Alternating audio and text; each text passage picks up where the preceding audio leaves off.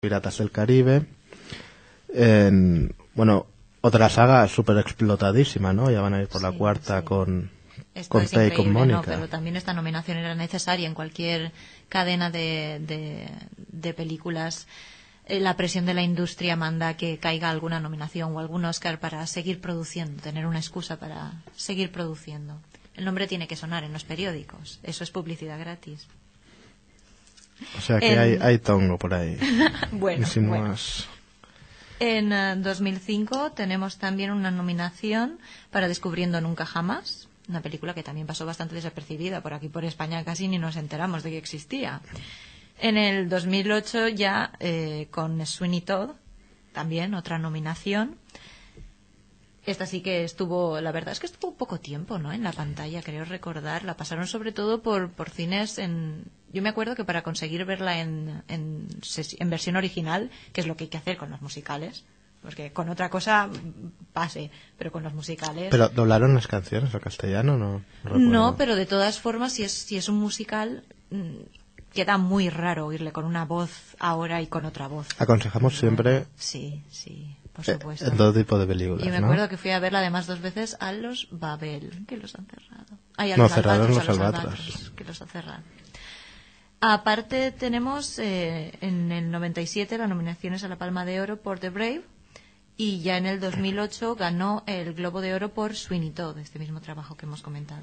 Que la verdad es que es un actor, de las mil caras, absolutamente polifacético. Yo creo que levanta todo el peso de la película solo con la expresión. Y con la expresión tan delicada y tan tierna de este Eduardo Manos Tijeras, lleva prácticamente él solo el peso, ¿no? Y pone lo más difícil. Otro actor quizá habría acabado convirtiendo en una comedia esta película, pero aquí en un momento de dramatismo Johnny Depp sabe cómo mantenerlo y le da, ha hecho ya de Eduardo Manos Tijeras un icono de los 90. No, de él comentaba Tim Burton que era un actor que tenía todas las características del cine mudo, que tenía el rostro perfecto para transmitir en mudo, sin problemas. También lo dice de Winona Ryder, así que ahí es cuando él mismo se contradice o se deslegitima. ¿Qué va a decir? Y bueno, hay que hablar del gran Vincent Price, que encarna el inventor, este inventor maravilloso, excéntrico, que acaba inventando un ser humano, ¿no? Este Frankenstein postmoderno, que está interpretado pues por uno de los actores de la serie B de terror deliciosa, más reconocible de los años 60, 70, 50, ¿no? Sí, por él sentía auténtica lo idolatraba, la verdad. Tim Burton sintió muchísimo su pérdida, y es más, cuando estaban rodando esta película hay escenas que son en las que él mismo representa su muerte, y fue casi profético, porque inmediatamente, poco después de rodar esta película, murió. Fue el último filme en el que participó. Todos sintieron su pérdida y la verdad es que tuvo que ser muy, muy emocionante trabajar con él. Que Burton tuvo que necesitar asistencia psicológica durante un tiempo después de la muerte de Vincent Price, ¿no? Uh-huh. Estaban muy unidos y Price murió en el 93, esta película es de los 90, y aquí ya lo vemos mayor, la verdad que no enfermo ni... No, en absoluto, se le ve para morirse, desde luego, que es ya anciano, y claro, recrear el momento de la muerte y tan poco tiempo después que suceda es algo que le afectó bastante, ¿no? Pero es un papel que interpreta pues con toda la elegancia, en los movimientos, en la expresión, la voz que tiene. Un hombre elegante. Es para escuchar la versión original, pero solo por su voz. Hay que escuchar la versión original y hay que oírle recitar además. Esos momentos en los que está recitando poesía es fantástico. Vincent Price fue un hombre elegante. Y además él lo dice en el comentario de la película. Burton dice que era una gozada trabajar con alguien que tenía ese estilo y esa elegancia.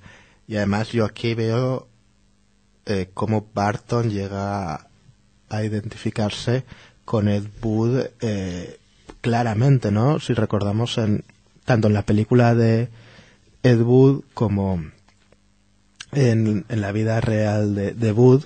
La película es del 95, 5 años después de esto y 2 después de la muerte de Price. Ed Wood consigue conocer a su ídolo de la infancia, que es Bela Lugosi, el primer Drácula de la historia, y rueda con él, le convence para rodar con él cuando ya estaba retirado, y poco después fallece Bela Lugosi, ¿no? Y es un poco lo que le pasa a Tim Burton, su ídolo, que ya está absolutamente, retirado, en decadencia total, y un poco olvidado, pues le da este último fulgor, último papel. Quizás por eso Ed Wood es una de las más... Es fantástica.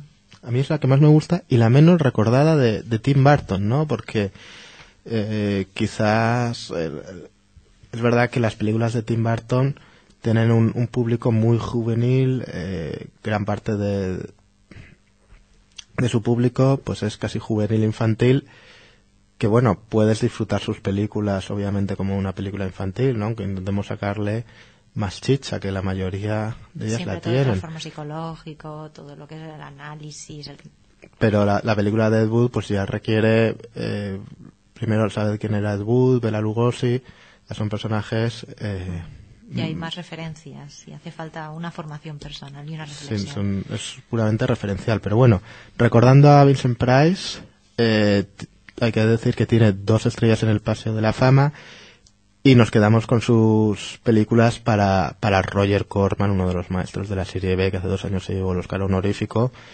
En el 60 Vincent Price actuó en La caída de la casa Hasser, en el 63 en El Cuervo y en el 64 en La máscara de la muerte roja, todo clásicos de Corman. Y también aparece Winona Ryder, aquí sí que no tenemos palabras tan halagüeñas para ella. De Winona Ryder, la verdad es que yo creo que es el papel menos destacado de toda la película, incluidos los secundarios, que creo que además pasan a primer plano sin quererlo, con una mirada, con una frase, con un fruncido de sus ropas, por favor. En cualquier caso, Winona Ryder nació en 1971 y entre los grandes logros de su interpretación podemos nombrar que consiguió nominaciones al Oscar en el 94 por La edad de la inocencia y en el 95 por Mujercitas, y tiene en su haber un Globo de Oro por La edad de la inocencia. Es yo creo que la peor actuación de la película. Fueron los tiempos escenas clave. Los tiempos antes de que la pillaran robando en centros comerciales, cuando él estaba con Johnny Depp. Pero yo creo que, por ejemplo, en escenas muy dramáticas, como por ejemplo cuando se abrazan Eduardo Manos Tijeras y el personaje de Kim, sí que es verdad que Winona no está a la altura, pero Johnny Depp la eclipsa totalmente con esta sensibilidad, esta sutileza, y nos acordamos de si es buena actriz o no, ¿no? Y no nos importa, porque yo creo que pero Johnny porque Depp no es se la una come escena para totalmente. ella. Esa no es una escena para ella, esa es una escena para él. Hombre, pero está clarísimo que obviamente en ese momento... que es uno de los clímax de la película, ¿no? Pero hay que pedirle una buena partener, una buena réplica. Desde luego. Pero bueno, vamos a hacer una pausa. Vamos a escuchar un bloque de músicas. Esta semana queremos dedicárselos a John Barry, que falleció hace unos días, compositor mítico de bandas sonoras como las de 007, Memorias de África, y vamos a tener la oportunidad de escucharlo. Os recordamos antes que este programa se remitirá el miércoles a las 12 de la noche, como siempre, en Radio Clara, la 104.4 para Valencia, también a través de internet en la www.radioclara.org, que tenemos a vuestra disposición un blog, cinemaparadisoradio.blogspot.com, un canal de Facebook y también de YouTube. Y ahora vamos a escuchar estas músicas. Bueno, habíamos estado hablando de los personajes y la verdad es que si hemos tenido tiempo para hablar de Winona Ryder, yo creo que tenemos que dedicarles un pequeño momento a los papelazos que hacen Diane West y Alan Arkin, porque desde luego son la pareja que acoge a Edward, que por cierto el único sitio del que no han traducido el nombre del inglés en la segunda versión es en el título. El título se ha quedado de Eduardo Manos Tijeras, pero a lo largo de todo el doblaje de la segunda versión de doblaje, él es Edward. Sí, porque se dobló originalmente como Eduardo, pero luego para su comercialización fue Edward. Bueno, cosas raras que pasan con los doblajes, donde no se doblan unas cosas sí y otras no, ha quedado el título un poco cojo, porque al final Eduardo es Edward, ¿no? Ya como icono en España, obviamente, es Eduardo Manos Tijeras, y yo me refiero a él así, entonces, pero bueno, la pues película sí, lo nombran como Edward.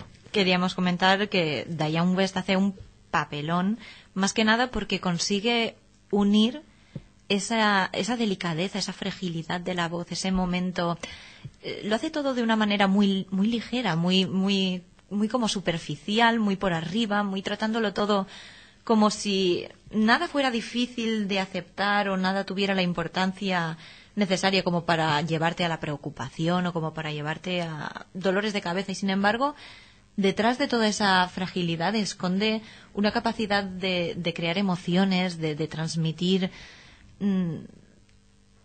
realmente sensaciones muy muy fuerte, muy interesante.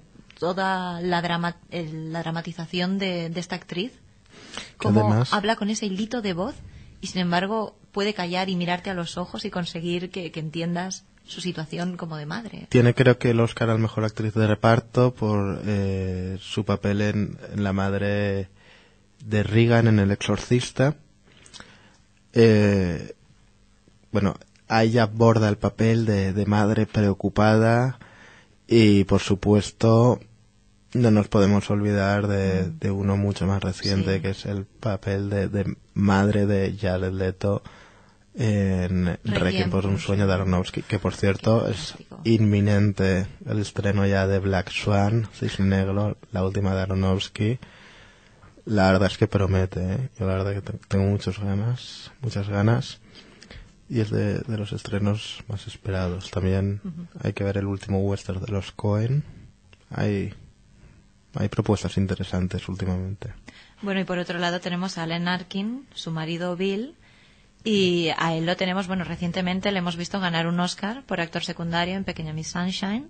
Allí también lo hace bien, pero en esta película la verdad es que vemos cómo se convierte en alguien de allí, de Carolina, un trabajador que se mete en su papel totalmente. Ambos personajes son trabajadores que se meten en su papel, porque ella es una vendedora de Avon las 24 horas y él es un comerciante, no sabemos de dónde. El típico obrero americano, quizá, pero le vemos, ¿no?, con la chapita, con la etiquetita colgada mientras cena, con su nombre, como si necesitara mostrar su nombre al resto de la familia. Es, bueno, un personaje muy muy complejo, realmente interesante y prototípico, la verdad, de digamos el resto de maridos que no aparecen. Yo creo que él es el marido que encontraríamos en cualquiera de las casas de la urbanización si nos fuéramos a buscarlo. Es curioso que en esta película, por cierto, solo se muestren a las vecinas, porque si nos paramos, los vecinos aparecen de manera anecdótica. En barbacoas y poco más. Sí, poco más. Aparecen también como masa, pero no se explotan tanto como las vecinas.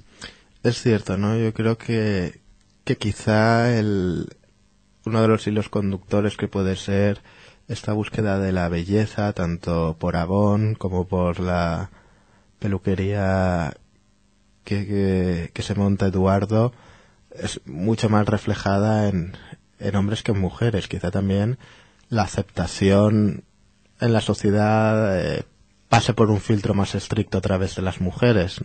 No sé, pero sí que es verdad que, bueno, también es verdad que salen mucho peor paradas las mujeres, ¿no? Porque aquí el hombre, bueno, vemos al hombre tranquilo, típico trabajador americano, quizá un poco chapado a la antigua, pero al final un tipo más majo, ¿no? Pero las vecinas pues son pues quizá no un embrión de estas acuerdo, mujeres desesperadas. porque la última imagen que sacan de las vecinas, a pesar de haberlo perseguido y de, digamos, llevarlo a la muerte, arrinconarlo dentro de la mansión, esas últimas escenas de decepción de sentimientos encontrados cuando descubren que ha muerto. No sabemos si es decepción o si realmente no esperaban, entre comillas, matarlo, no esperaban que llegara a morir. Yo veo en esos rostros al final cuando les dicen que se han muerto, sí, en unas indiferencia.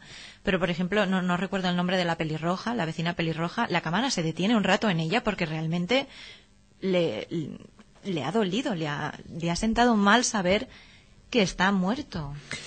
Y además dice, me voy, ¿no? Pero bueno, vamos a intentar recapitular. Yo creo que podríamos hablar un poco de la estructura de esta película, ¿no? Que es el típico cuento de hadas, cuento que cuenta la madre o la abuela en la cama, y de hecho coincide con el clip que hemos escuchado, ¿no? Es muy interesante, ¿no? Como... Sí, bueno, este recurso de contar la película como si fuera un cuento contado dentro de la misma película lo que hace es permitir todo tipo de licencias en cuanto a la forma. A partir de ahí, si esto es una historia que narra alguien por ejemplo, a un niño pequeño, lo que ocurre es que cuando nos encontramos ante la película, esta película está pasando o bien por el filtro de un contador de cuentos o bien por el filtro de un niño que escucha. Cualquier exageración, cualquier hipérbole, cualquier alejamiento de la realidad está totalmente permitido. Por tanto, incluso yo diría que esta película apuesta demasiado poco por ese lado, por la fantasía, por la exageración. Es demasiado realista.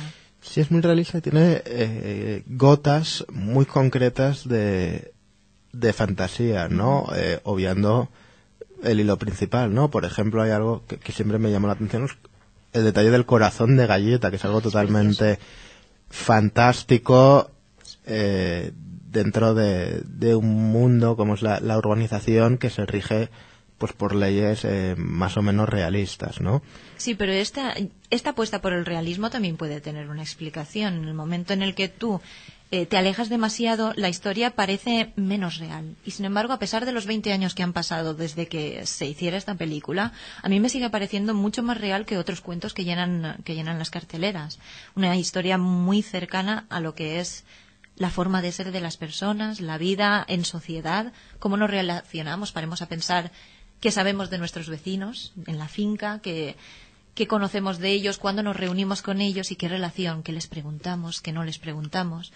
En realidad, si nos paramos a pensar, es tan cercano, y lo que son los sentimientos, las frases que comparten, los momentos que comparten, y las excusas para encontrarse, y sobre todo cómo se aceptan unos a otros, con qué razón van a buscarse, vemos que en realidad, y la preocupación por la estética que sí, puede que se vehicule mucho más a través de las mujeres, pero en una de las primeras escenas, cuando Peg encuentra a Edward, lo encuentra en el ático de la mansión, y allí, antes que verlo a él, lo que ve es una pared en la que ha llenado todo de recortes, de prensa, de fotografías, y todas ellas muestran pues un anuncio de adelgazamiento, por ejemplo, en el que hablan pues de la perfección, ya no volveré a adelgazar, ya no volveré a engordar, una dentadura perfecta.